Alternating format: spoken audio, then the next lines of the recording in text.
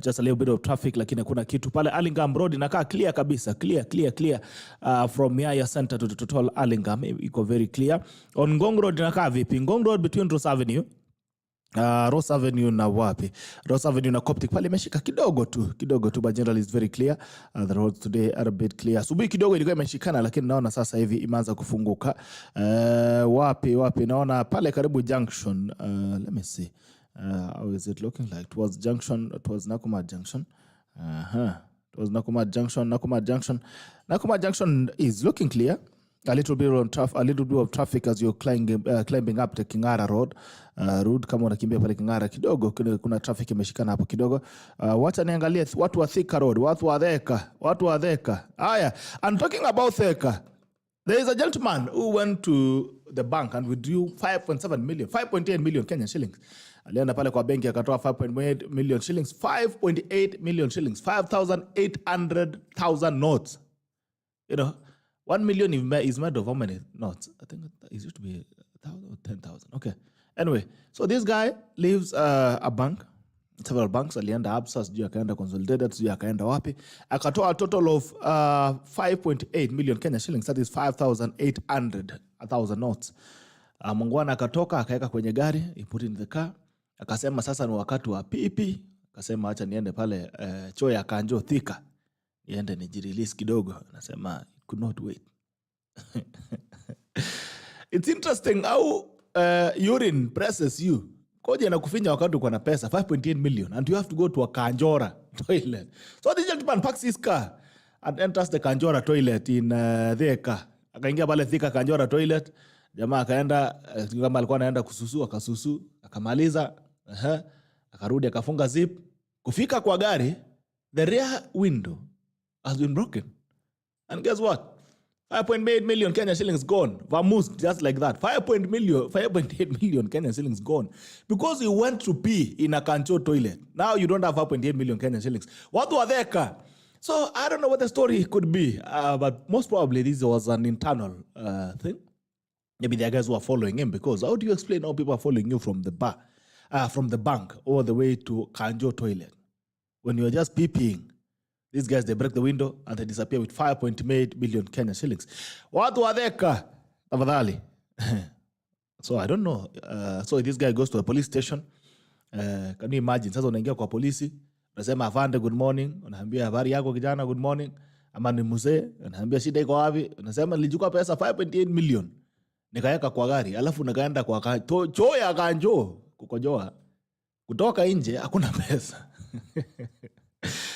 Watu wa Thika Road, jam kidogo imeshika kuanzia pale Mathare Hospital all the way to the exchange at the Ngara Exchange Muthaiga Road. Tuangalie watu wa Kiambu Road. Kiambu Road is very clear. Hakuna jam kidogo imeshika pale DCI kidogo. There's no jam on Kiambu Road. Kiambu Road looks very clean. Okay. Acha tuangalie watu wa Mombasa Road. It's very clear. Mombasa Road is very clear. Very clear. Mombasa Road is very clear. Pale Nyayo Stadium kidogo kwa roundabout imeshika kidogo, lakini ni ile ya kawaida ya kuclear. Aerodrome pale ukijoin Bunyala Road imeshika kidogo tu ile ya kawaida ya roundabout. Nairobi Hospital pale juu, you're driving through Nairobi Hospital when you join the 5th Avenue, Ngong Avenue kimeshikana. Tafadhali avoid that road. Avoid between Allingham roundabout na kuteremka mpaka pale 5th Avenue Road. Avoid, toka hapo. Haya, watu wa Langata Road as usual. Langata Road as usual is bad. Avoid Langata Road. If whatever you want to do with your life, please don't go to Langata Road. Kumeshikana all the way from the bypass expressway. No, the bypass exchange. Mbona kuna wangona maamua kutengeneza barabara nyuma ya pale Deliverance. Majamaa wanakanyaga nyuma watokee pale 1824. It's not good at all. Ngong Road very clear. Ngong Road ni safi zaidi. Kuna jam hata kidogo. Tuende pale watu wakileleshwa. Ring Road Kilimani very clear. Kileleshwa kidogo pale kwa mlima ukipanda utokelezee pale Kilimani, Kileleshwa bypass total pale roundabout kidogo. Jam imeshikana kuanzia pale Kasuku Center. It's not looking very good. From Kasuku Center kumeshikana coming in all through to the roundabout. Okay. Watu wa Likoni Road kwa mlima pale kidogo tu jam kama ya kawaida. Kwa hivyo kama unaweza avoid Oloitoktok Road joining into Kileleshwa, then that will be good for you. Na watu wa Thika. Okay. Nani alibia mzee pesa? Okay. Wacha tuone kama daktari ameweza kuingia. Let's see. Ndio kama daktari Ekuru AUKOT. Naweza kuingia tupige story pamoja kidogo. Isaac MWAURA anasema yuko njiani. He should be coming in shortly. Tuone hapa kama daktari Ekuru ameweza kuingia ndani. Anasema anatusubiri kidogo tupige stories. Been a while. Join in daktari. Daktari ndio link. Tunakusubiri. Haya, magazeti pia mbio mbio. Tukiangalia magazeti tukisonga nayo. Nimeona. Kuna jamaa amesema 5.8 million hizi jaribu kukojoa hata kidogo. 5.8 million, you cannot try. You cannot try to pee. Can you imagine the gentleman had 5.8 million in the boot na kwa gari akaamua acha kwanza kitu ya maana zaidi kabla ya kitu kingine yote. Ni kwenda kwa choo ya kanjo. Kukojoa. Okay. So now the guy is minus P and minus 5.8 million. Okay. Dominic Rob watching from Qatar. Asante Galaka baba yao. Anasema pole hapa Moi University. Asante sana. Kabon Sara. Anasema good morning, watching live from Wasingishu. Asante sana. Mera Ekuru sasa ingie Kenya kwanza. We can do with this brains. Asante. Kandie Kiporezi Roberto. Morning Gerald watching from CBD. Charity Mudhoni Derago. Good morning. Good morning to you at Narok. Tindrashid anasema good morning Peter. Good morning to you. Kadioki Francis, good morning. Apke Michael anasema it's 24th not 23rd. Sasa nimesema 24th. Labda kama caption nasema 23rd, but I've said 24th. Adomiro Ekuru join the winning team Azimio la Umoja. I love your politics, but you keep making wrong choices, especially at the electioneering period. Your agenda, perception and vision is crystal clear. It is what this country needs. Joshua Inema, tell Ekuru to behave like a man and stop running to court every time. Okay. I said how would you go and pee in a 10 shillings toilet while having 5.8 million? Swala nyeti. Mimi siwezi hata siwezi finywa. Okay.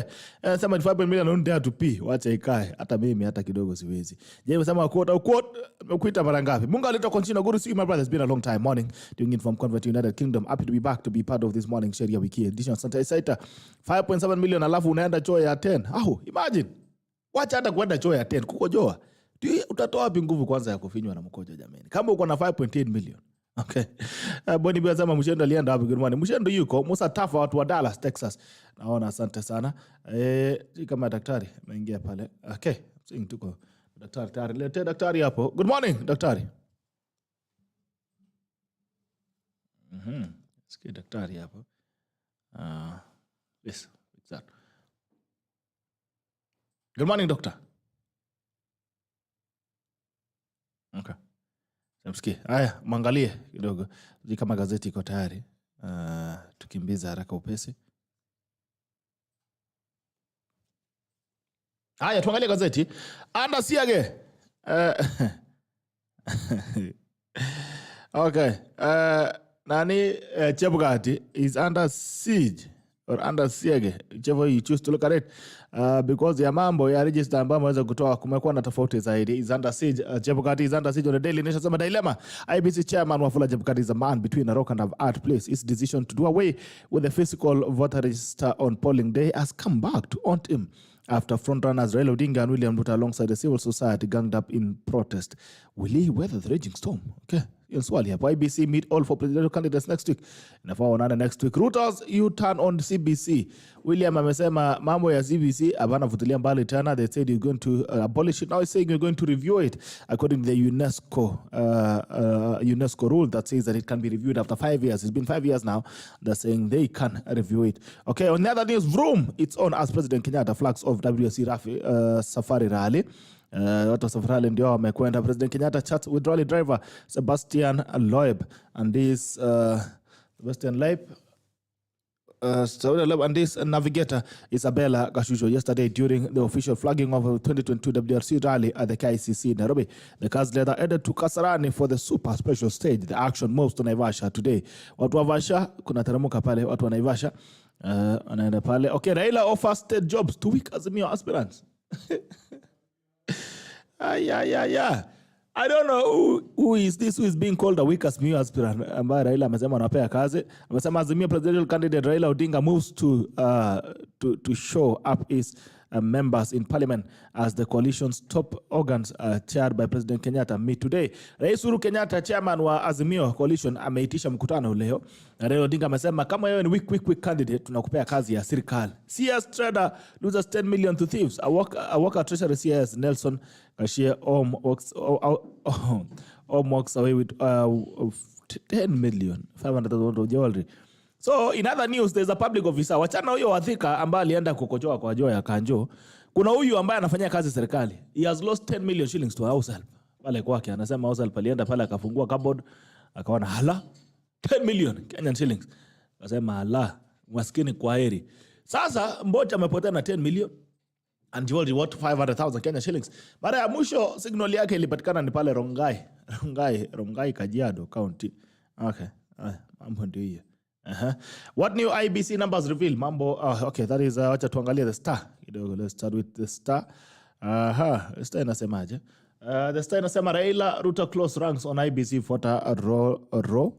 Mambo ya vita ya IBC. Sasa finally William Ruto and Raila Odinga have a united front on against IBC. But manual register to complement electronic identification of voters on election day. That's what they are demanding.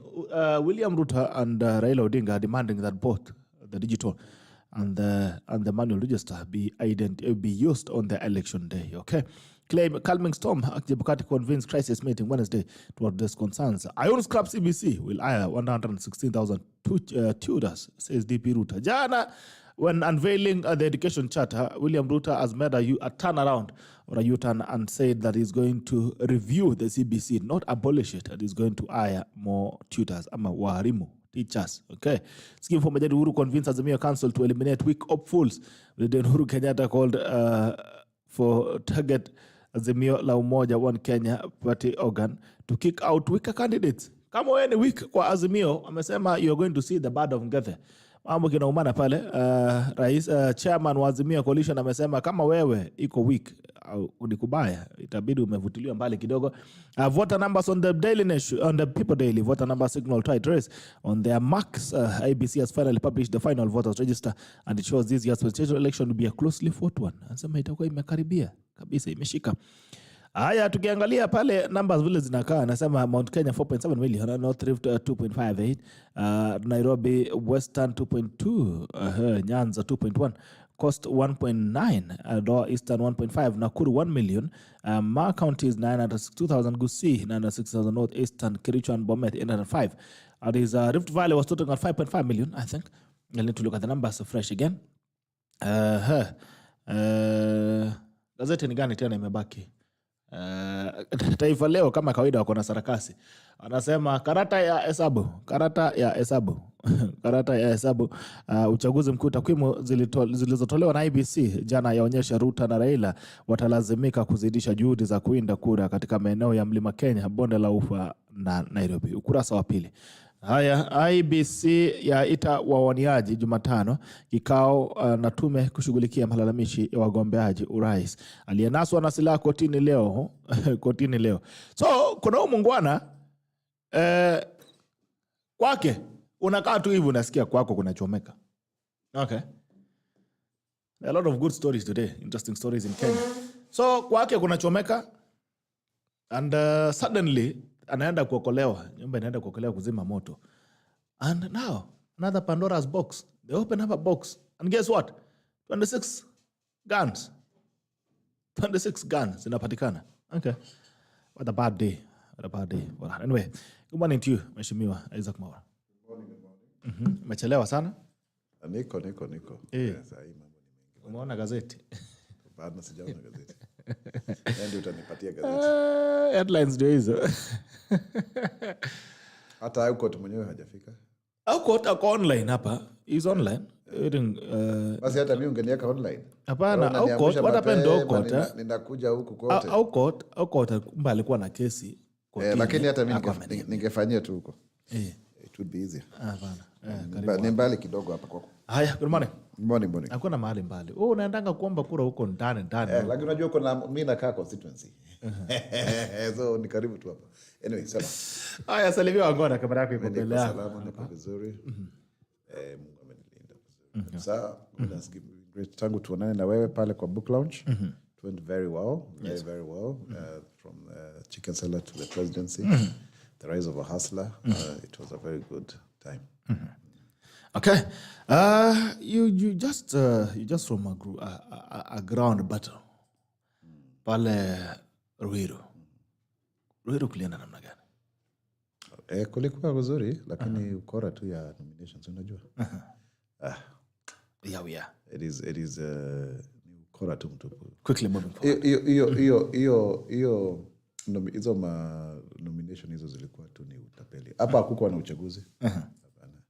Sasa uchaguzi kama unaanza saa 9 ya mchana, inafungwa 6, violence everywhere. Nini hiyo sasa ni uchaguzi gani? It cannot even meet the threshold of an election. Lakini ni sawa na ni hivyo. Chana na hiyo maneno. Okay. All right. Quickly moving forward, we've had mambo ya IBC. The other day they have released the list, and there has been some contentions on the list that was released by IBC on the voters list. First of all, do you think IBC is prepared to give a credible election? Tuanze na hapo kwanza. I don't want to comment about that because I think honestly, Gerald, that's not a very fair question for me to answer. Because you see, sasa tutaanza kuongea kama watu wa ODM. Ati tuseme kwamba uchaguzi unaibiwa sijui nini. Hapana.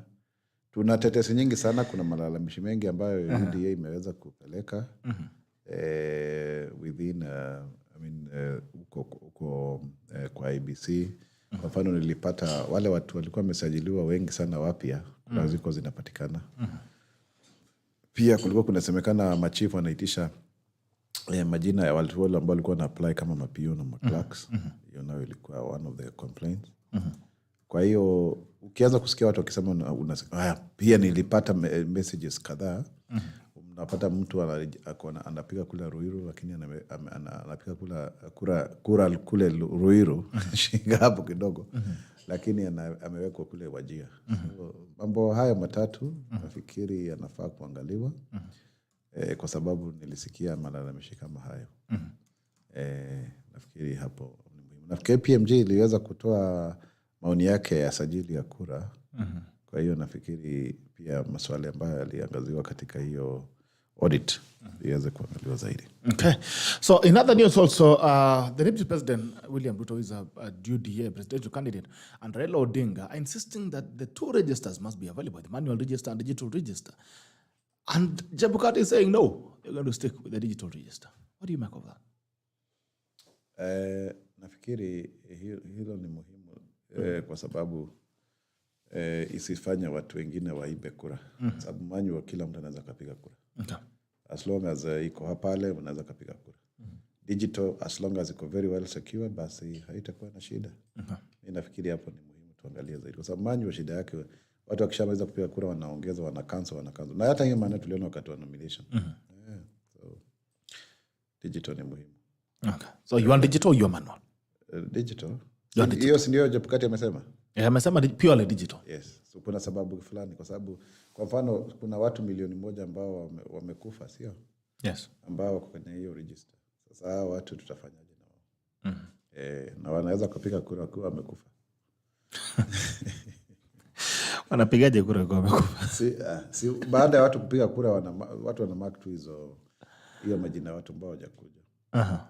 So you are saying we should stick to the digital list? As long as it is credible and secure, yes. Okay. All right. The two-third gender rule that was thrown out by IBC. This was supposed actually to balance the gender equation within the leadership. They were saying every party should nominate at least 2/3 on the nomination list. Now the courts have thrown it out. They're telling IBC you have no capacity to implement or to enforce that. I don't know. Does that affect what are the repercussions? Does it affect then the quality of leadership? Does it affect the landscape, the political landscape, especially between for women? Nafikiri Gerald, hiyo issue ni ya katiba sababu kipengele cha 81 cha katiba kinasema kwamba not more than 2/3 wawe ni akina mama. Lakini katika mambo ya uchaguzi vigumu kufanya hivyo. Sababu huwezi ukasema lazima nyinyi mtuletee mwanamke. Though inahitajika wakati mwingine kama kuna wale ambao wanajitolea. Kwa mfano Kiambu County kuna wanawake wengi sana walisimama MCA. Nafikiri 5 ama 6 walipita katika UDA. Lakini wengi wamekuja namba 2 hivyo. Sio kwa sababu ya kitu kingine. Kwa sababu vile ambavyo watu wanashindana uchaguzi unakuwa na ukorofi mwingi sana.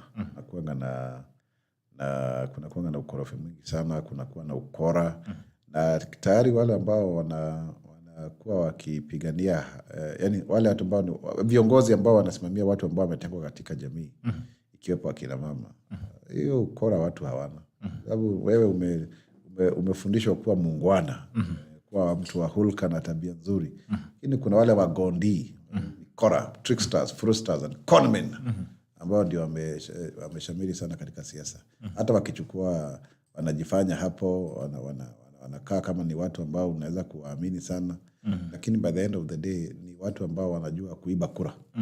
Mara nyingi vikundi ambavyo vinawakilishwa na watu wachache hawana huo. Yaani wao wanajaribu kufanya uadilifu, wanafuata kanuni na maadili. Najaribu kusema nini? Kwamba inakuwa ni vigumu sana kwa vile ambavyo watu wanakimbizania hii uongozi. Kwa hiyo nafikiri hiyo 2/3 gender mimi ningeisupport sana kama ingewezekana kuweza kuwa na affirmative action katika party nominations. Kwa sababu hizi nominations za chama usidanganywe wakati kuna chama kiko na uwezo wa kufanya nomination credible. Hakuna. I can tell you nimekuwa kwa siasa sasa kwa miaka 16. Tangu nilipokuwa miaka 20. Sasa niko na miaka 40. Kwa hiyo nimekuwa kwa national politics for the last 16 years. I can tell you siongei tu ati kwa sababu nini. Na nimeweza kufanya takwimu nikaangalia hakuna chama kinaweza kufanya nomination credible. Hakuna. Hakuna. So inamaanisha vipi basi kwa aswa uchaguzi ambazo zinakuja mbeleni pale? Nafikiri does that mean now itafika wakati ambapo watu wataanza kuona heri watumie independent tickets ama vyama vidogo kuliko vyama vikubwa? Vyama lazima viendelee kuimarisha. Nafikiri kuna rafiki yangu mmoja sitamtaja ni nani, aliniambia aliwahi kufanya utafiti wake yeye mwenyewe, alikuwa anasimamia uchaguzi za chama. Na alikuja akajipata zaidi baada ya miaka 12 alipasisha kwamba nomination haziwezekani. Kwa sababu kwa nini Gerald? Wewe na mimi tuko hapa. Tunajua IBC inahitaji zaidi ya bilioni 45 kufanya uchaguzi. Sembuse chama ambacho hata kimesajiliwa tu pengine juzi. Unajua vyama vyetu vya kisiasa kama sasa hivi hata mirengo ya kisiasa. Sasa kuna Kenya Kwanza, kuna Azimio, kuna UDA, kuna vyama vingi zingine zilizo DAP na nini. Hazina ule uwezo wa kufanya kazi kama IBC. Ati sasa ile commission, ile kamati ya uchaguzi ya chama inaweza kufanya uchaguzi Kenya nzima? Haiwezekani. Haiwezekani. Ukiangalia hata ile bilioni 300 na kadhalika. Compare na hata sio bilioni 1. Sijawahi kusikia chama kiko na bilioni 1 kufanya kampeni. Na nimekuwa kwa vyama moja ama mbili. Kwa hiyo ninajua kile ambacho nasema. Kwa hiyo sio rahisi kuanza kuambia watu waingie kwenye mchujo ambao kwa kweli una dosari kubwa. Hii michujo ikiwekwa kwenye mizani vizuri haiwezi hata karibia hata uchaguzi wa IBC. Usidanganywe na mtu. Sasa ile unaambia pia akuje na clerks wake wawili. Wakiamua kukuibia kura utafanya namna gani? Kwa hiyo mimi nafikiri kuwe na njia zingine tofauti. Chama kiamue nani kinapatia kura. Waache ikuwe ni hivyo. Si bora watu watapiga kura pale kwa uchaguzi mkubwa. Lakini sio kuenda kudanganya watu hapa kuna uchaguzi mnafanya na sasa hiyo ni ukora mtupu. I think that's not fair. For all of the political parties, sio chama fulani na moja ama kile nataja. Wacha watu badala ya kujisumbua kichwa, kama umeamua Bitok ndio candidate wako wa constituency fulani, mpatie tikiti. Wacha wengine waende kwa tikiti zingine tukutania kwa debe huko. Lakini mambo ya kusema nini ama kama mtafanya opinion polls ziwe credible. Sio kama zingine ambazo zinafanywa unasikia zinabadilishwa.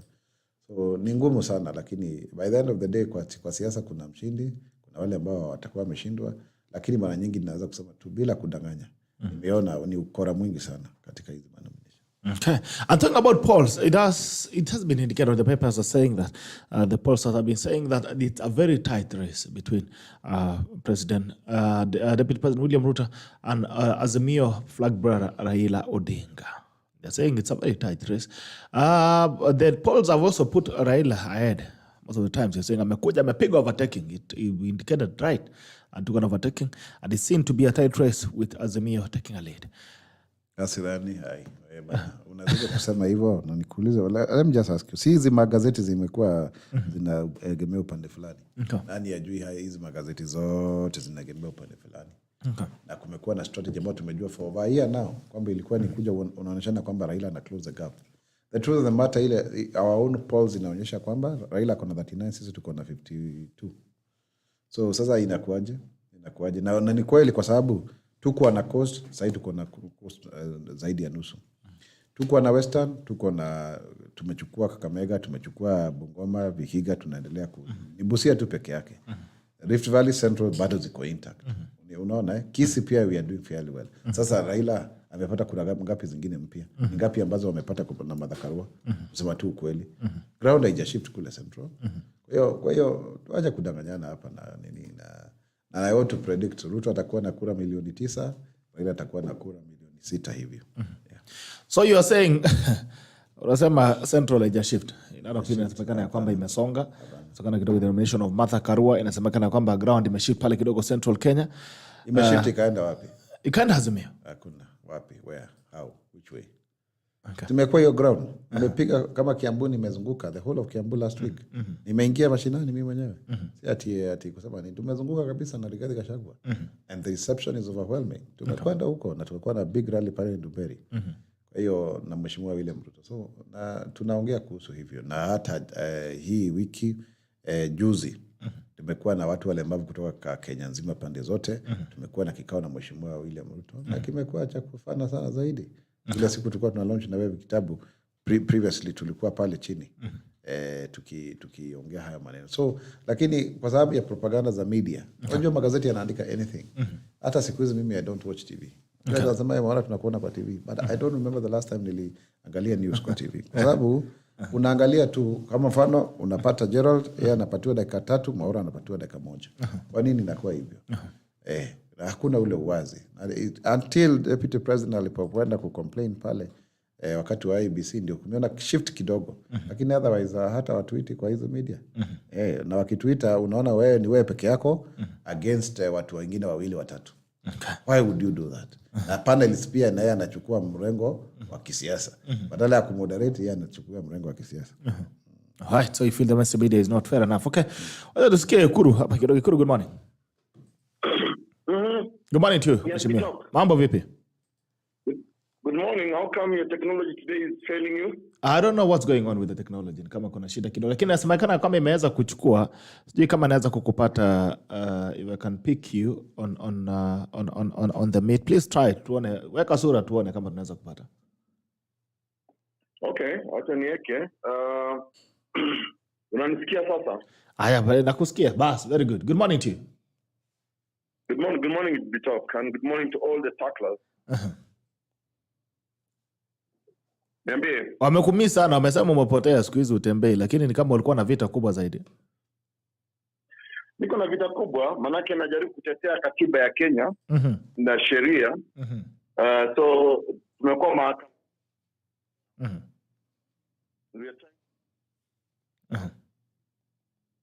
The constitution, which IEBC is actually ignoring. Okay. Yeah. So today, like I said on your Twitter handle, I want to walk Kenyans through some very key provisions of the Constitution. Okay. Relating to how we are managing this election going forward. All right. And how, in my view, Chebukati is actually messing up this country. So, first of all, nataka kumwambia rafiki yangu Senator MWAURA, pole sana. Kama angekuwa amechukua mawaidha yangu wakati kule alikuwa tunaongea pale Radio Jambo, nilikuwa nimemwambia MWAURA aje nimpatie direct ticket ya Third Way Alliance ndio apeleke story yake kwa debe, lakini yeye mimi nilimwambia takarangu na hii so called big political party, lakini hakunisikia. Lakini hata hivyo nafikiri sasa tunaweza kuungana, tuone jinsi ambavyo tunaweza kuondoa katika Kenya hii cancer ya mafamilia, so called dynasties, ili Kenya iweze kubadilika. But anyway, be that as it may be talk. This being Sheria Wiki Hii, yes. I really want to walk Kenyans through a couple of provisions of the Constitution, Okay. so that they can decide for themselves whether IEBC is actually managing this election the right way, in accordance with the law and the Constitution, or it is not. So the first point I want to make is this. Okay. I want to relate to Article 2 of the Constitution of Kenya, which talks about supremacy of the Constitution. And this is what it says. Okay. Supremacy of the Constitution basically says there has to be an hierarchy of laws. Okay. The highest law in the land is the Constitution. It is a constitution because it's the will of the people. It's what is called the social contract. Okay. That the people sign a contract with the state. It is their will. It is their aspiration. Okay. So I want to remind tacklers today who are listening, please read the Constitution of Kenya and start with the preamble. When you start with the preamble, then you know that your voice as a people is more supreme than any other law, be it statutory law, for example, IEBC Act, the Elections Act, or any regulation or rule. So Article 2 says, any law, including customary law, that is inconsistent with this Constitution is void to the extent of the inconsistency. Okay. And any act or omission in contravention of this Constitution is invalid. Okay. Now, that takes me to Article 27. Article 27 is about discrimination. That when you are applying the law or the Constitution, you must treat everybody equally. Okay. So I want Kenyans to think about how Chebukati and IEBC treated all presidential candidates. Okay. And I'll give examples shortly. Then you go to Article 47. Article 47 is what is called fair administrative action. And it says every person has the right for administrative action that is expeditious, efficient, lawful, reasonable, and procedurally fair. It goes further to say, if administrative or fundamental freedom of a person has been or is likely to be adversely affected by administrative action, the person has the right to be given written reason for the actions. Okay. Okay? All right. Now, let me take you to Article 137 of the Constitution of Kenya, relating now to why I was locked out of the presidential race. This is called qualifications and disqualification for election as president. Okay. And this is what it says, the talk. That a person qualifies for nomination as a presidential candidate if the person is a citizen by birth. Okay. Now, is EKURU AUKOT a citizen by birth or not? It is. I want to believe so. B. Exactly. Well, I'm not from any other country. I'm from Kenya. Yes. B is qualified to stand for election as a member of parliament. A criteria that I meet. C is nominated by a political party or is an independent candidate. Okay. So I'm nominated by Third Way Alliance Kenya, which is a fully registered political party. Last one is nominated by not fewer than 2,000 voters from each of a majority of the counties. Okay. We submitted to IBC supporter list from 26 counties plus one, which was hard copy. When we appeared before Chebukati, who is the National Returning Officer, on the 5th of June, he said that we have only met the criteria for 23 counties. Okay. Now, he didn't disclose to us what happened to the other 4 counties. Okay? So, and this is why I was telling tacklers to look at Article 47 and Article 27. Okay. Now, IEBC claims that that we only submitted 23 counties. Okay.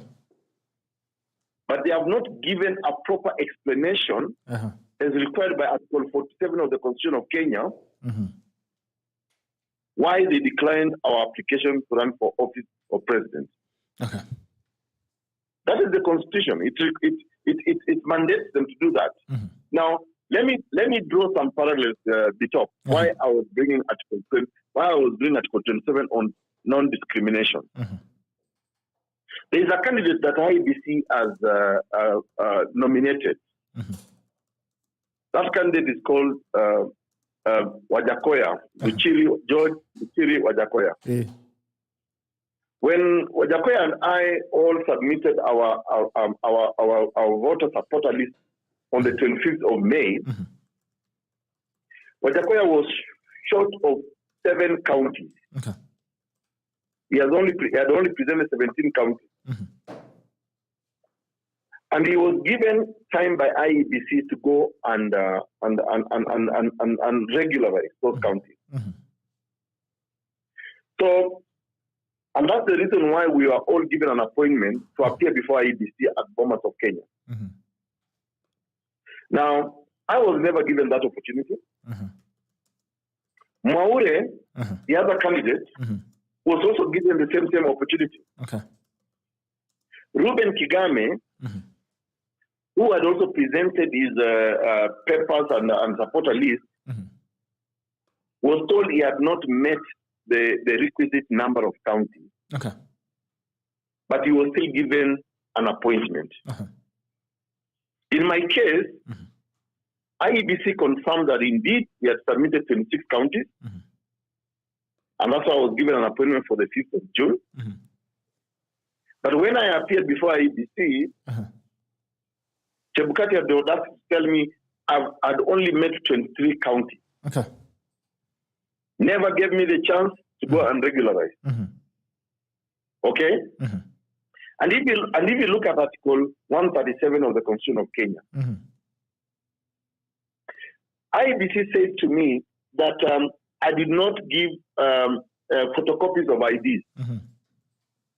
Now, if you read Article 137 of the Constitution of Kenya, which I was involved in writing, yes, there is nowhere that it requires a presidential candidate to give photocopies of IDs.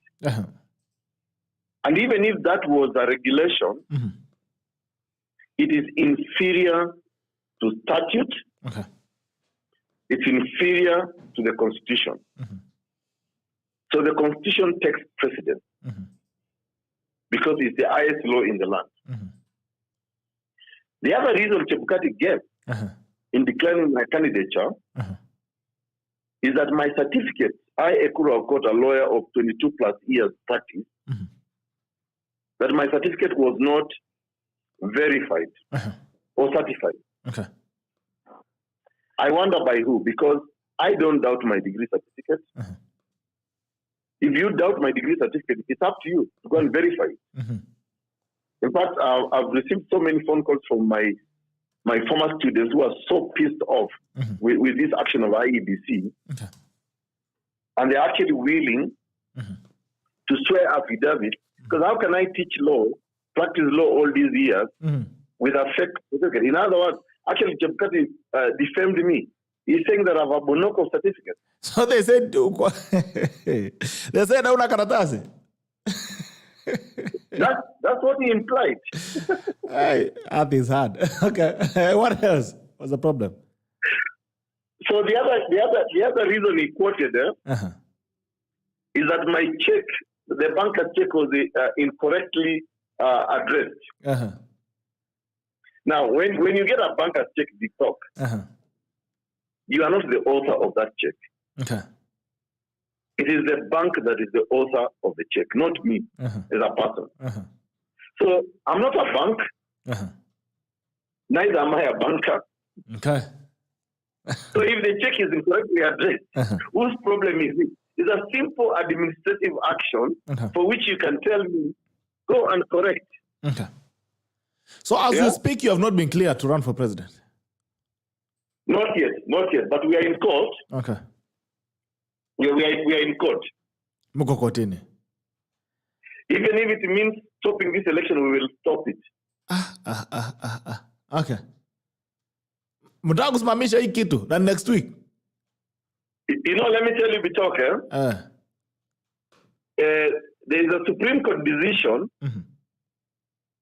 that says that election is a process, not an event. So you must comply with every step of the way. Okay? Okay. So if we mess up the process, then the election cannot be fair, transparent at all. Okay. So I think, to be honest with you, if you read the words of Johan Kriegler, Justice Johan Kriegler, when he looked at the ECK management of the election in 2007, it actually makes Kivuitu an angel and Chebukati a devil incarnate. Wow, okay. Yeah, because the way Chebukati is managing this election, clearly, they have got a script. And he kept on saying that his hands are tied. Okay. Yeah? His hands are tied. Chebukati's hands can only be tied by law, not by individuals, not by people who want. So what they're trying to do, Bitok, is this, and I hope MWAURA is listening. Yeah? Yes, he's listening, and I want to give him an opportunity to comment as well on your comments. So the question, Bitok, is that what Chebukati is trying to do is trying to remove competition. Okay. Let me discuss two examples. Jimmy Wanjigi. Okay. In Jimmy Wanjigi's case, he presented his papers after a man called Walter Mongare, aka Nyambane. Nyambane had been cleared by IEBC based on transcript. And the High Court, Bitok, are you there? Can you hear me? I'm here, Daktari. So, Walter Nyambane had been cleared based on the fact that he has transcript. And it was IEBC in 2013 that argued the case before High Court Judge Lenaola and Ogola that the journey to a university degree must be demonstrated by way of an education program. Okay. So, if you have passed all your subjects, you can show transcript. Graduation is just but a ceremony. Okay. So, on the basis of that, Nyambane was cleared. But when Jimmy Wanjigi came to be cleared to run for president of Kenya, IEBC refused his transcript. Okay. Then Jimmy Wanjigi pointed out the discrimination. IEBC, as clueless and crooked Chebukati is, recalled Nyambane and cancelled his nomination. Okay? Okay. So, the question to address is this. Is IEBC actually prepared to run a transparent and accountable election? The answer for me is very simple. It is not. It has cleared a candidate who does not even have a degree called Raila Amolo Odinga. Because I am willing to demonstrate my journey to a degree from nursery school, primary, secondary, and university. The doctorate. Now wakitaka pia, I can demonstrate my postgraduate journey to PhD. Lakini tutawahurumia tufike tu hapo kwa degree kwanza. Wafika pia take catch up. Yeah, tufike tu hapo kwa degree kwanza. Wacha tusikie Isaac MWAURA. As you pick up on if you have any comments on what Dr. EKURU said as well, the cost of living, unga right now is retailing at 230,000 Kenyan, 230 shillings, Kenyan shillings. Nimesema 1,000. Kuna mama alipiga nduru Naivas, akasema, "Woi, hii ni gani?" I mean, at such a time, do you think, how is it bearable to be a Kenyan at the moment? And where do we reverse this trend? I think it's extremely difficult to be a Kenyan at this point in time.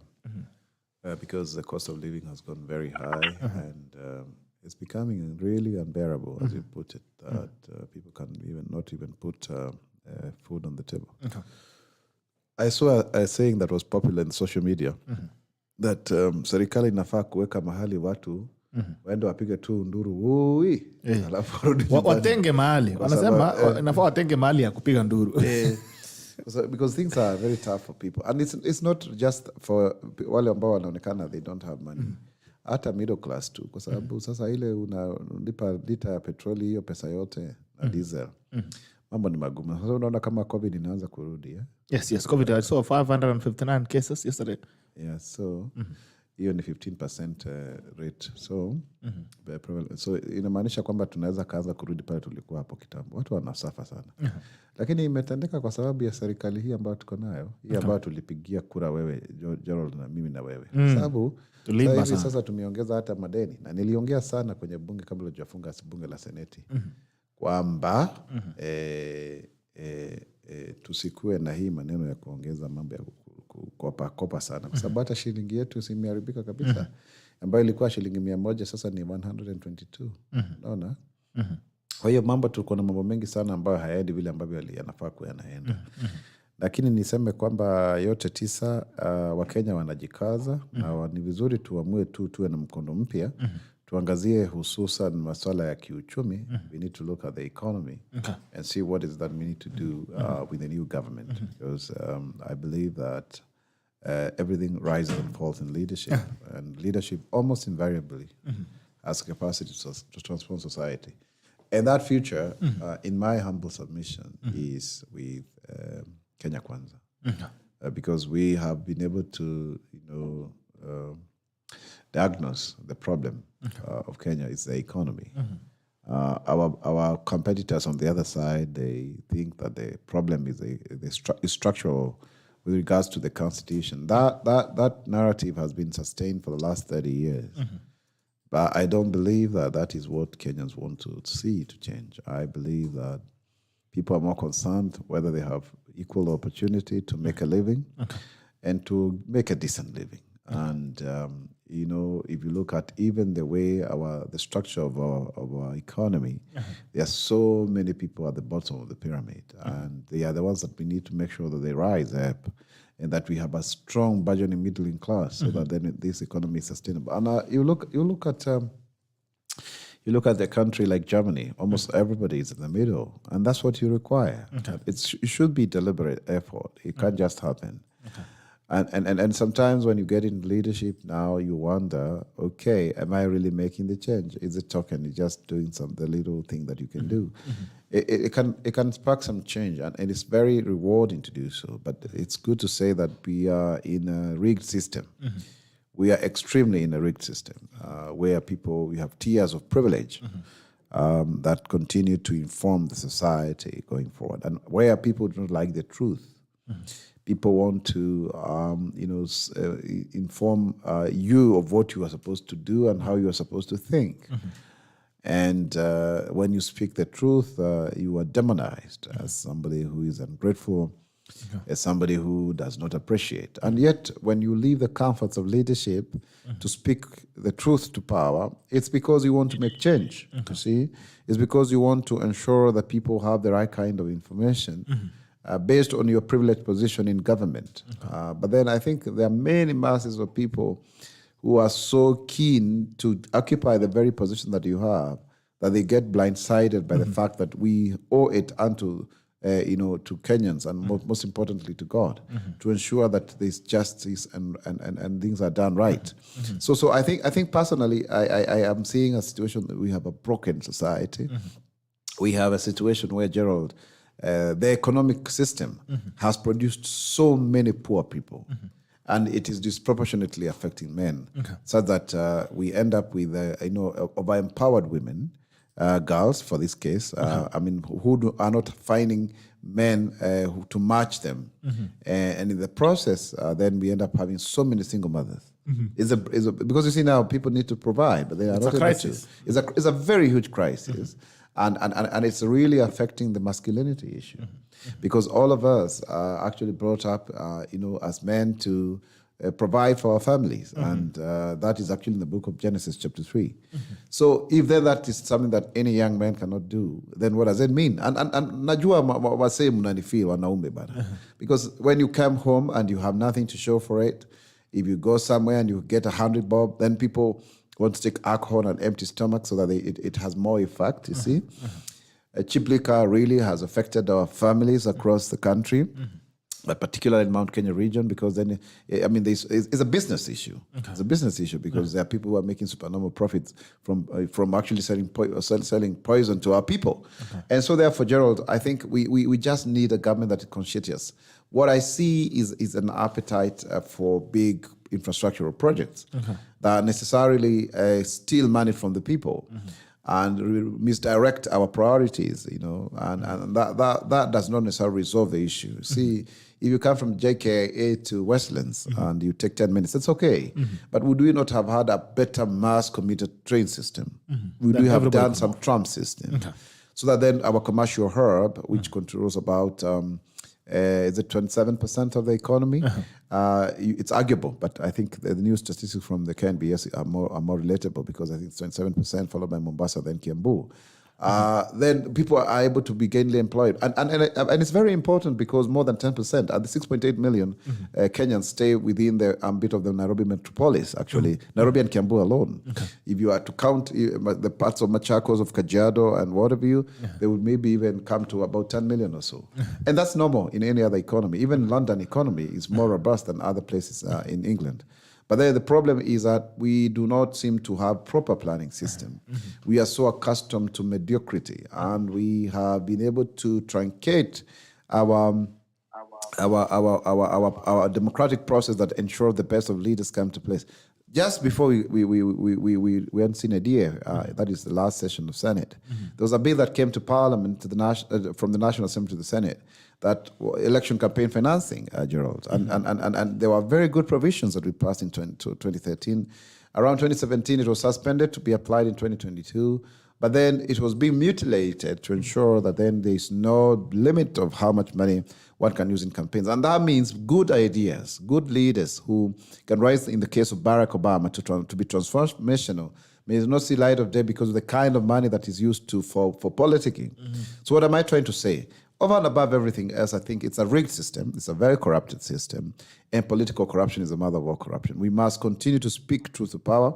We must, raise these issues. And when you interact with the people at the grassroots, you realize that it's indeed, we are a very unequal society. And as a person who has represented marginalized groups of people, I must say that I was shocked that there were people who are doing much worse than the people that I represent, because of the manner in which this system has actually outreached. I went to people's homes. I mean, I would sit with them there. I remember this lady who was 60 years old. He has a cancer. The whole hand was so swollen, like the leg of an elephant, you know. And I was there, and she couldn't just get medication, and she was staying with her daughter in a single tin-roomed house in Kahawendani. I'm talking about Kahawendani, not any other place. Any other place. And then there was this young girl there. She's done a diploma in human resource. She doesn't have a job. The lady actually, has a kibanda at the Githurai market. So those are the places. I went to places where I find four men who didn't have a bed. They were sleeping on the mattress there.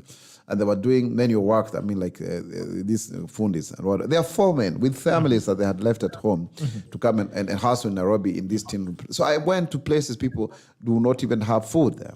So it's not just a question of talking here. I have been there. I have seen it.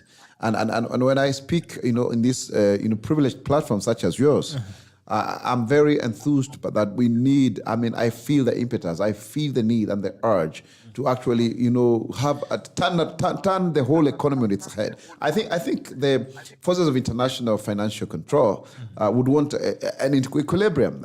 As some stability, because it assures them of the free flow of raw materials and capital to their Western capitals. But I think, in my opinion, that needs to change. We need to benefit. We need to be selfish. We need to really care and be so patriotic that we want to actually transform the people. And when I speak like this, Gerald, I'm not just speaking for the sake of it. You've got to be, somebody gave me a very good narrative, and I want to say, you've got to be the bridge that people use to good life. And even when they come on heels, and your back is paining when they are doing it, just be there and be patient. That's the call to leadership. When they use rubber shoes, then it will be a bit more friendly, but they will be the weight anyway. But how many of us are willing to be the bridge to other people to make it? And for me, I've seen the transformation in in the 10-year leadership in Parliament. Things that I've been able to do, and people have come back to me transformed, and being able to people who do not believe in themselves today, they are politicians, they are elected into office that I inspired into, or people that I was able to help get a job, and today now they're able to provide for their families. People who did not have confidence to speak, and today they are becoming, people who are recognizable. But then sometimes, Gerald, is that we are not as patient enough to pay the price. It's easier said than done. And when we look back, change is owed unto those who make that sacrifice for the common good of all. All right. And on the landscape, political landscape, we are all talking about debt. We are all discussing debt, talking about the country has overborrowed. We're having a debt burden. The cost of living is high. We need to restructure our borrowing. But then again, the other day, the National Assembly approved the raising of the public debt from 9 trillion to 10 trillion. The Senate as well has endorsed it. 27 votes against 3. Only 3 senators opposed the motion to raise the debt ceiling from 9 trillion to 10 trillion. While every other formation is talking about we will not borrow anymore, we'll reduce debt, we'll renegotiate the existing debts. But here you are preparing a platform to borrow. What do you make of that at a point like this? Before you get back to EKURU. I opposed it myself. It's on record. It was even aired on national television. And I want to say hi to my friend Tosini Tioe from Nigeria. He's listening. He's here on a visit, on a business trip. Oh, amazing. Yes. Yeah. So I think, public debt. This country has borrowed 7 trillion, a record 7 trillion within 9 years. Okay. It's unacceptable. President Uhuru Kenyatta is the one who read the first 1 trillion budget. There's some feedback, I think. All right, it's fine. Yeah, 1 trillion budget. 1.15 trillion, he was Minister for Finance. And we cannot account for this 7 trillion. Okay. We have a national budget of 3 trillion every year, when we are collecting about 1.7 trillion or thereabout. That is to mean around about 1.2, 1.3 trillion is borrowed money every year. Where are we going to get to sustain our country? A $10 trillion shilling economy, $100 billion thereabout. Some people say we are 12 trillion economy. It's not true. It's not true. We couldn't have done so. And so therefore, there's no way you can say that our economy has doubled since Mikey back. It has actually contracted very seriously. So, and so when you borrow more, what do? You crowd out local investors because government is the best place to lend your money. Okay. And also when you borrow externally, 2 things happen. You either borrow commercially, and that means then you have high interest rates, but also now you are in a foreign currency denominated debt. And that means, like in the case that is happening today, where you have the shilling losing its value, then you are going to pay more than what much more than what you paid for, because you are exposed to the external shocks. The rates there are much lower, they are much cheaper if you then go long term. But then we moved from a least developed country to lower middle income economy. But are we really in that regard? So I think we rebased our economy based on the fact that we wanted to borrow more to do grandiose infrastructural projects, but then they become a conduit for people to transfer public wealth into private hands through public projects. And I can dare say this on this radio. When you have people stealing money from government, they invest in banks, then the same banks lend back to the same government. That is incestuous. And one of the proposals that I was making in Parliament is to cap domestic borrowing, so that then you allow credit to be available for people who have ideas, entrepreneurs, so that they create jobs. Because you cannot create jobs in government per se. You actually create jobs in the private sector, and you need to make sure that the private sector grows. The other thing also is to really make sure that we move away from these high commercial loans and retire them, and also at the same time, make it clear the public debt register so that people know who has actually lent to us, and also institutionalize the Loans and Grants Council. One of the things that we refused to approve in Parliament was a guarantee for Laikipia to raise an infrastructure bond.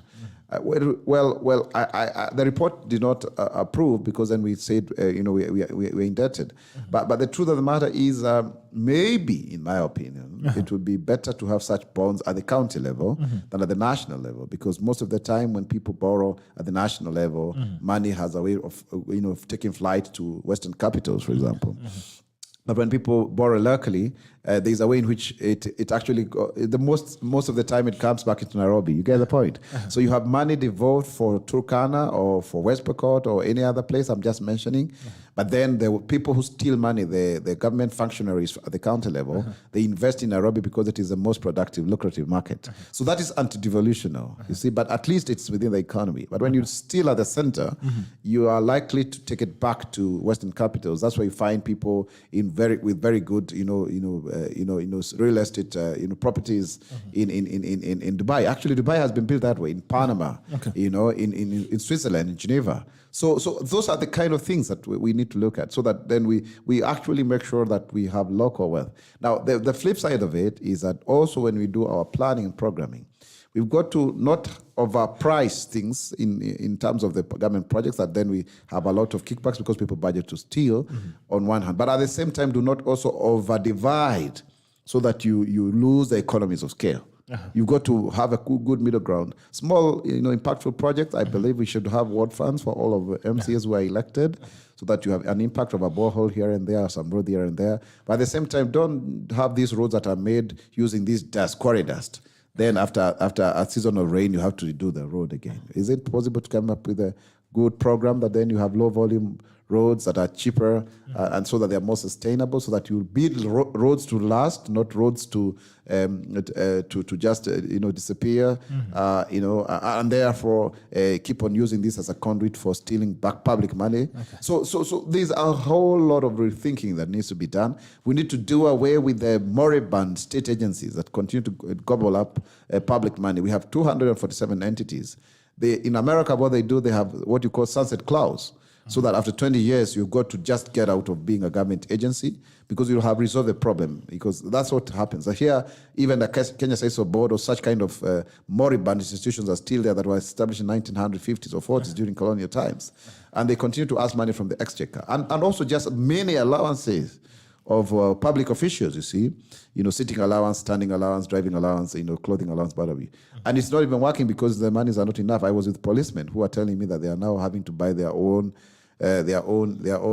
uniform at 6,000 shillings, and even boots. Yeah, so things are bad. We are not going to be sustainable. We are now going to borrow that 1 trillion. Remember, in 2020 is only when we increased our debt ceiling from 6 to 9 trillion. We've already contributed 3 trillion. We have literally. Now this 1 trillion, I can tell you without a doubt, the next government has already been set up for failure. It's already been set up for failure by this administration.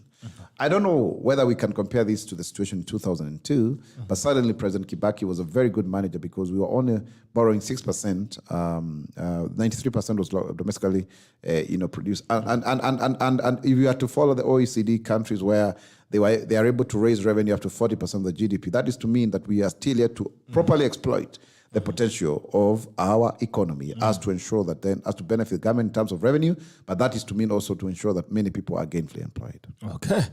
Daktari Ekuru. Yes, sir. Talk to me, Sema. Haya, umesikia mambo. The cost of living is high at the moment, and you're also seeing the government has approved the borrowing ceiling from 9 trillion to 10 trillion. I don't know. What do you make of that? At a point where the campaign period, every other candidate is speaking about dealing with that. First of all, and I thank Senator MWAURA for bringing up this issue of the cost of living. One of the things that Kenyans need to know going into the August 9th poll is the lies that are being told about how their lives can be improved. Where's your video, sir? You see, yeah? Your video. We want to see you. Your video on So Google. you want to see me? Okay. On Google, yes, on the link. Yes, please. Just put on the video. There I am. Yes, good. So, I mean, one of the things that we're being told going into this election are the lies by especially the so-called front runners in this election. Okay. You know, the cost of living is true, is going up. For example, if you drive a car, the fuel costs are high.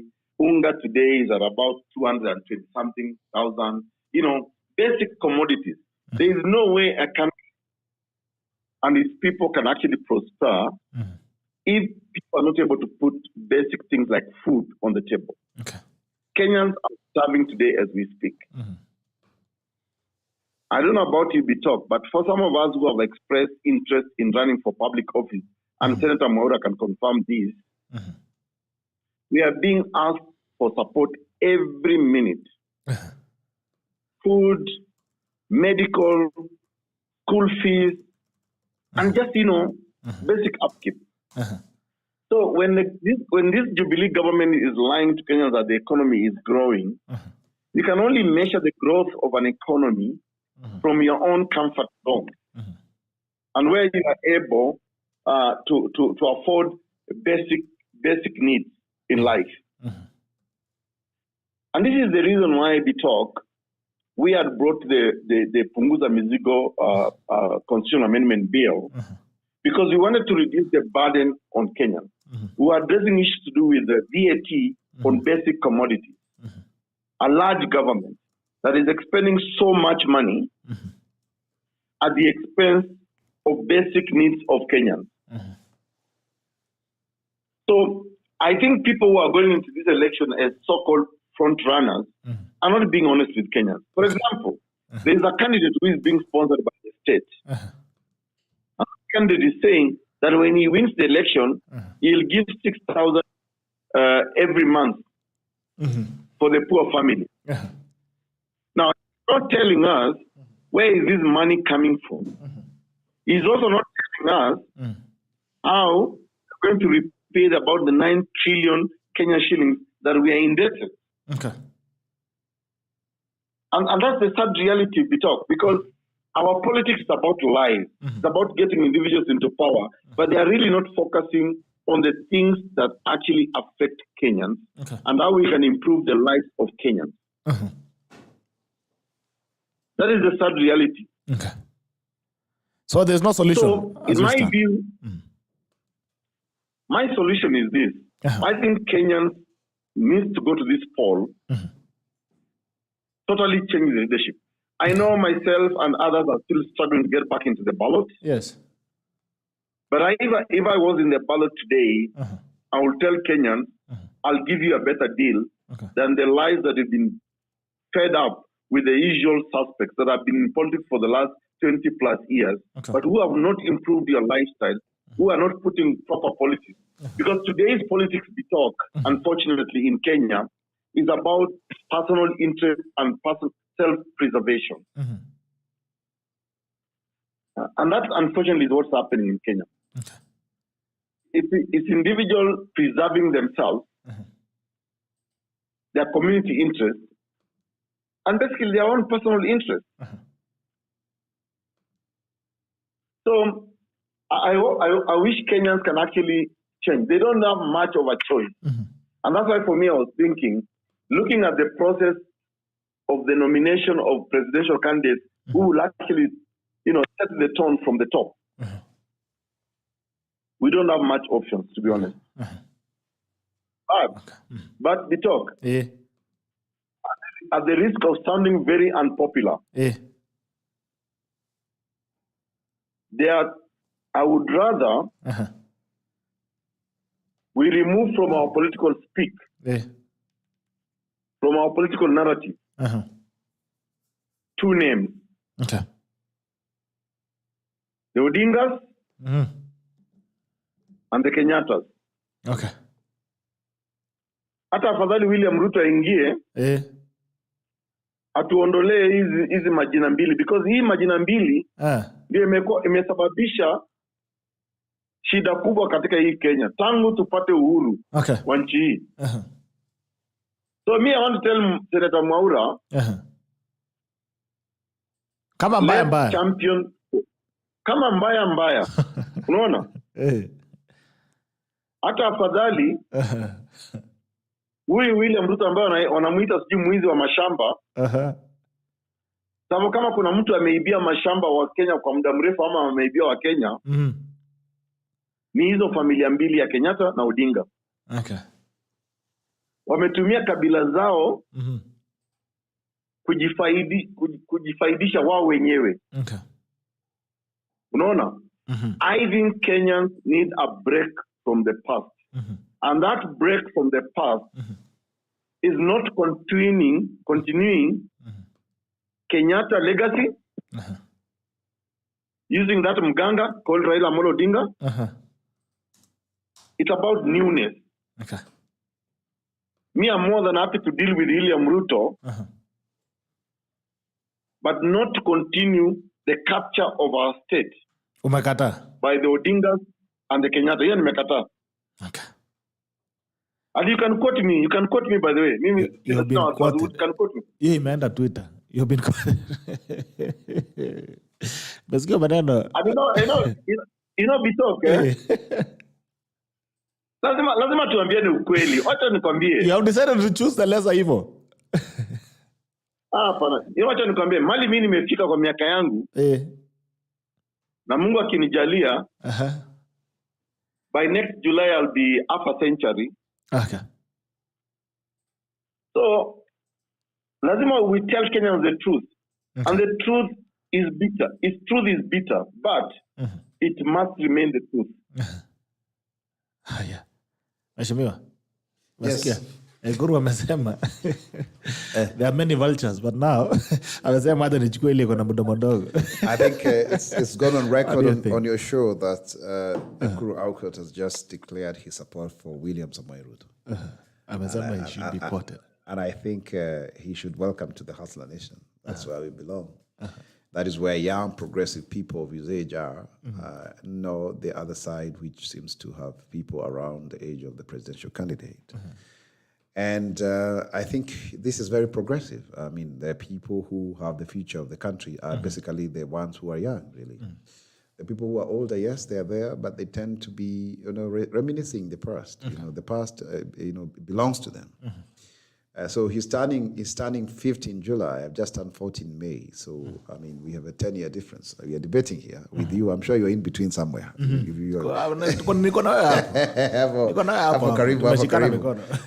So, basically, we are the people who are making things happen in this country. So, William Ruto represents the effort of each and every one of us in terms of what needs to be achieved from a relative obscurity, just like Frantz Fanon said, to take up a cause, to actually fulfill it or betray it. And I believe that then the call of our generation is to ensure that then we emancipate people from economic slavery. That I strongly believe. And interestingly, whether it's a matter of juxtaposition, the issue of the economy will be more pronounced on 9th of August than even the way we thought, because of this huge cost of living. I mean, if you have people talking about second-hand clothes, and people have become very innovative. Haven't you seen now Mitumbas have moved away from being the roadside kind of thing? We have them in very good kind of mallish shops in terms of the estate there. I see second-hand clothes billboards all over. So when you say that these are clothes for the dead, I mean, what are you talking about? Are you telling Kenyans that as long as you wear second-hand clothes, that you are walking dead? You see, that kind of condescension is a trickle-down language. Is a language of the aristocracy. Is people who feel like they own it and they have achieved, and they then therefore become very insensitive to the feelings of the common Mwananchi. So I think personally, when you look at even our manifesto, which is going to be launched on 30th of June, it is people-centric. It's speaking to the majority of the masses, and it's trying to give hope Like for example, the issue of access to credit, so that people, if you're borrowing 5,000 somewhere, you don't have to pay 200 shillings and you pay it in 10 days. That's very high interest. That's 40% interest rate. You're supposed to pay much less, like 10% per annum. That you are able to make enough money for paying back and also to make your business. But it's very difficult even to start business today in this country. There's a lot of paperwork, Gerald. It's about the 1,000 ways to die. yeah, exactly. And you see, when you have all of these papers on your desk, you've not even made a coin, but you've gotten money in this government agency, another one, bribed somebody for the documents to be processed and whatever you. By the time you start, you are already having a deficit. It becomes extremely difficult to break even. We need to just make it easy for people to open businesses in Kenya. I mean, so that anybody can just be formalized, and so that whatever about the 8 million businesses that are basically daily houses can be now into the formal economy. It's only about 6 million that are somehow organized, businesses. But the people who are paying taxes about at most 3 million, including individuals, not companies just alone. They're legal entities, including individuals. So there's a lot that still needs to be done in terms of ensuring that people feel that this government cares for them, and that has not really been achieved. Kwa hiyo mimi nafikiri kuna mambo mengi sana ambayo tunafaa kufanya, lakini nakubaliana na mheshimiwa Dr. Ekuru Aukot, na ni kweli yeye alikuwa afisa mkuu mtendaji wa kamati ambayo iliweza kuandikisha katiba. Mimi nilikuwa kwenye reference group. Tulikuwa watu 32. Kwa hiyo namkumbuka sana akiwa pale Delta House akijaribu kutengeneza hii katiba. Na ni muhimu kwa sababu yeye aliwahi kungojea zaidi ya miaka 5 kabla ya kuweza kugombea kuwania uchaguzi. Na tuseme kwamba huyu Ekuru Aukot alituokolea sana, kwa sababu kuna vile tulikuwa tumekabwa. Walikuwa wanasema hawatarudia uchaguzi na kadhalika. Lakini yeye mwenyewe alipokwenda kule kotini ilitusaidia sana mwaka 2017. Kwa hiyo nafikiri kuna masuala ibuka ambayo yeye mwenyewe anauliza, ambayo yanafaa kuangaziwa na tume huru ya uchaguzi na mipaka. Lakini ukweli wa mambo ni kwamba sidhani ni vizuri kusema kwamba tusifanye uchaguzi. Kwa sababu tayari tumeshafanya matayarisho mazuri, na pia watu wameweza tayari kujisajili. Kuna watu ambao wameingia katika ulingo wa kisiasa, wametumia fedha nyingi sana kwenda kutafuta kura. Kampeni zimeshanoga kabisa.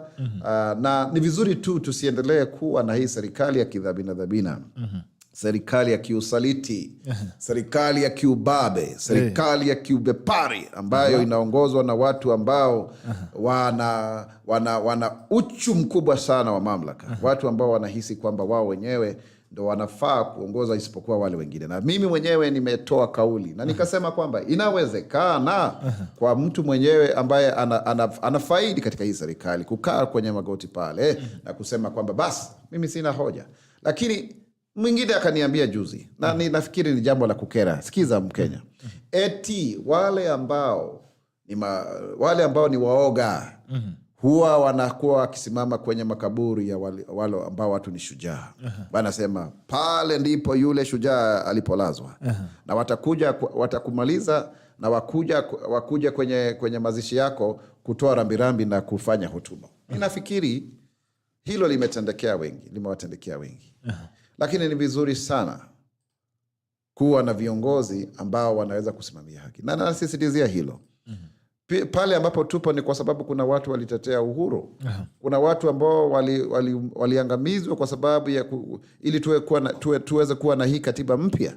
Na sasa hivi jukumu letu la kizazi hiki chetu, na natoa wasia kwa kila mtu aweze kupata, kwamba ni kuwa na asasi za kiuchumi ambazo zitatuendelezea kwamba kila mtu awe na usawa wa kipato.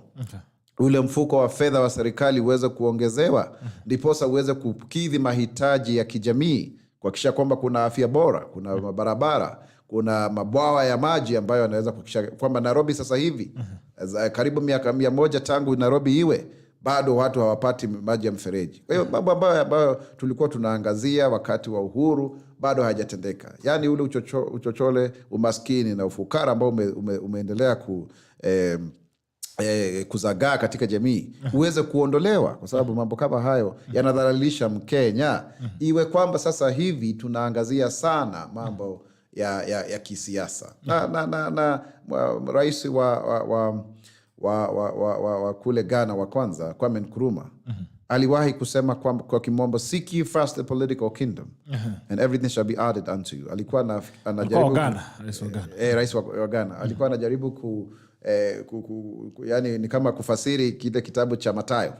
Lakini mimi naweza kusema sasa hivi, seek ye first the economic kingdom and everything shall be added unto you. Seek ye first the economic kingdom and everything else shall be added unto you. Hapo. Haya.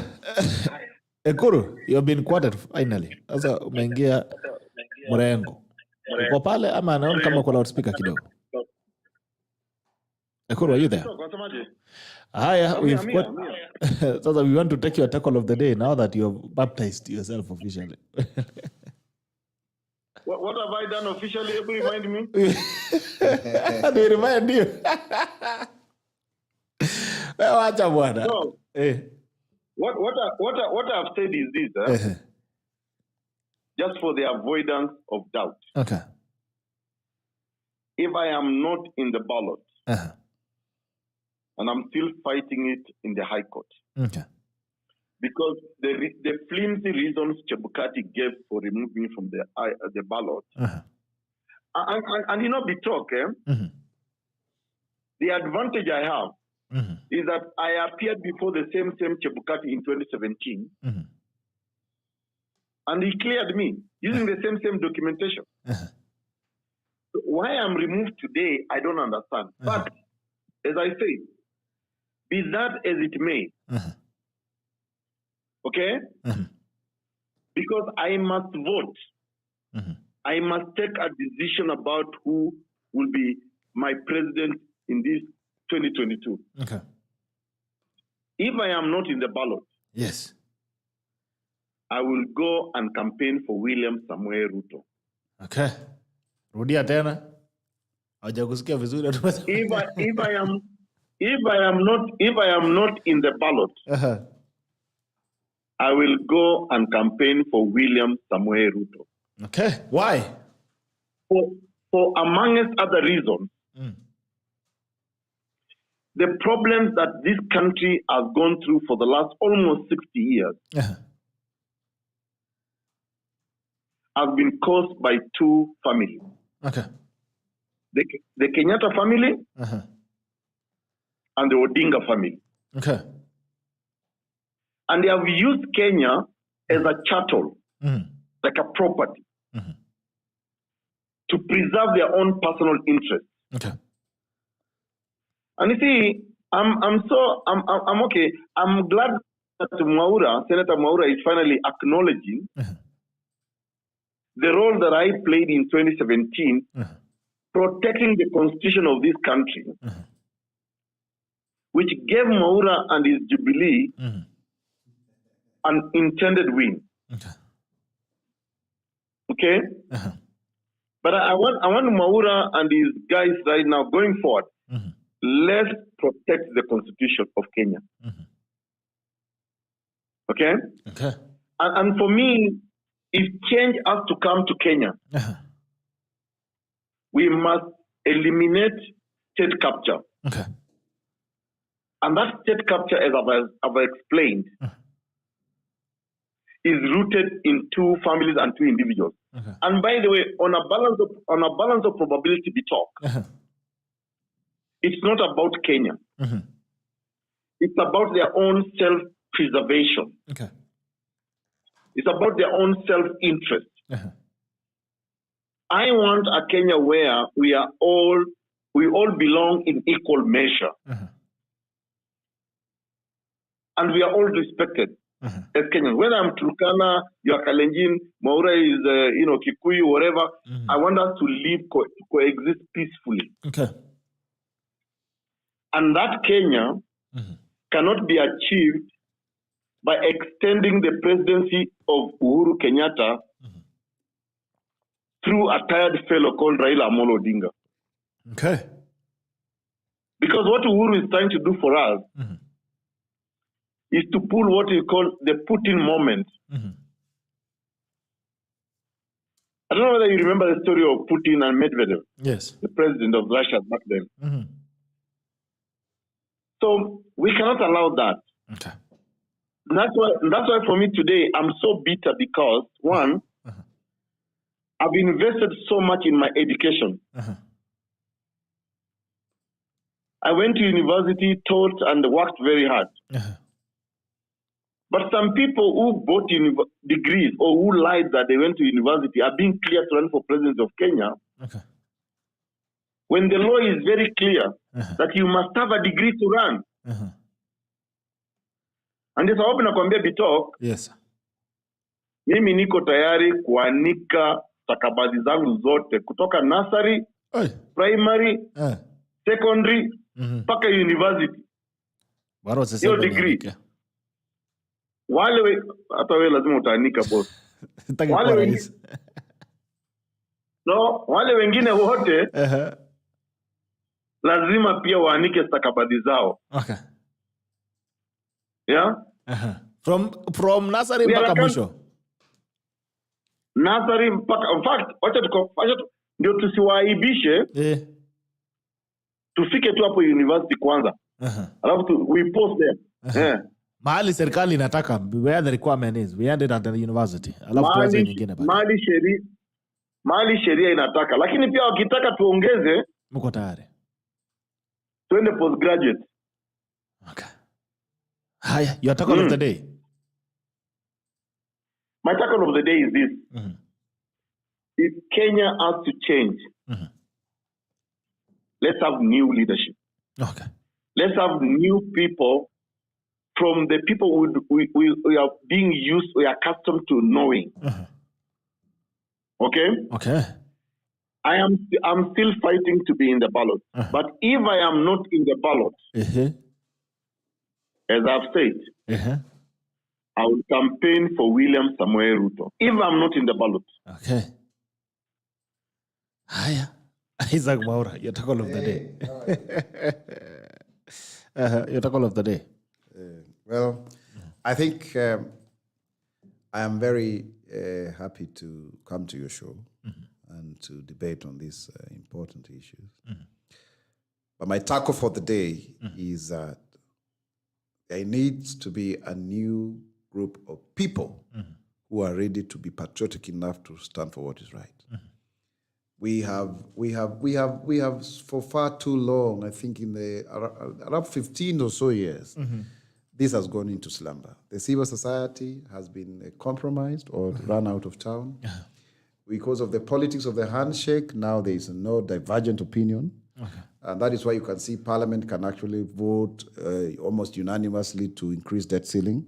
So who is the vanguard of the people? Who is going to protect? And these issues, they call it consociationalism, where you have everybody in government, but then backbenchers are the one who oppose government. I mean, I'm one of them. I was stripped off my speaker's panel position. I was removed from the Senate. I was, drones were sent to my house. I was a travel ban. A gang of 10 people was put on me. DCI was investigating me. All of those things because of speaking those things that Aukot is saying now. Exactly what Aukot is saying about people wanting to pass on power from Medvedev to Putin. And it's something that I discovered way back in 2016. Believe you me. 2016. Interesting. And when I said it then, people thought I was crazy. I said in 2014, we are getting to public debt hole. 10 years later, we'll not have a country. Now everyone is talking about it. So we speak the truth. People may not like us. We may even suffer for it. Stand up, get up, ask for your right, stand for your country. That is the only way your future shall be guaranteed, and your kith and kin, and your generations. Okay. All right. Thank you so much, Dr. Ekuru. Thank you so for joining us this morning. I wish you were in the studio, so you have a penalty for not coming in. No, it's okay. So what I'll do talk is next Friday, Munga Kipenda. Yeah. I'll be with you, but I am also getting ready to campaign for my candidate. Okay. You know, I have candidates in like Laikipia, Social Ward.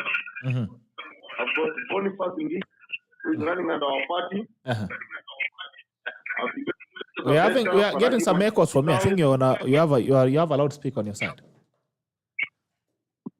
Can you hear me now? Yes. Yes. So I was saying, I was hitting the road to go and campaign for my candidate. In Laikipia. Of ward. We have hotel. We have safari ya kilimo. Go to Lake Zone. Then I'll go here. Campaign for all here. Umepotea? Daktari? All right. You've disappeared. Daktari, I can't hear you. Naenda missing kidogo. Anyway, haya. Sawa, kama ni hivyo na supu, unanunua supu ya Friday. Anyway, ameenda wapi president? So thank you so much for joining us this morning. I'll call you immediately after the show. I've lost you somehow. I don't know why. But I'll call you immediately after the show shortly. Thank you so much, gentlemen, ladies and gentlemen, for joining us this morning. It's been a pleasure having you. I'll see you again on Monday on the Common Sense edition. Lakini, I wish you a very great weekend. I still want to remind you that election is a process. On August 9th, we'll have a new president. It will be a Kenyan. It will be a human being, not a monkey. Itakuwa binadamu na ni Mkenya. And this country, we want to wake up in the morning and do what we do best. I want to wake up on the 10th of August and still be able to come back and now analyze the election results and get to move on with our lives. So please ensure that you are going to ensure that you have a peaceful electoral process. Tomorrow kumekuwa na vita Jacaranda last week. It was messy. A lot of young people were coming in to get involved in political violence. Jana pia niliona pale Marsabit baba alisema aro mpaka mkutano ikaisha. Kuna furugu pia. Kwa hivyo Kenya, please ensure that you can ensure that we have a peaceful electoral process. Until Monday, it's been a pleasure having you. This has been the SHERIA WIKI edition of the 24th of June 2022. Until Monday, see you. But I don't remind you, tunakuja pia country music. We are coming to Eldoret. Tunakuja na Sir Elvis. Pale Eldoret Sports Club will be having a performance on the eve from 11 a.m. Gets open at 11 a.m. at the Eldoret Sports Club on the 9th of July 2022. Hiyo ni Saturday. Nakuja tunapiga muziki hapo na Sir Elvis mwenyewe. Until then, take care and see you. Enjoy your weekend. Bye-bye.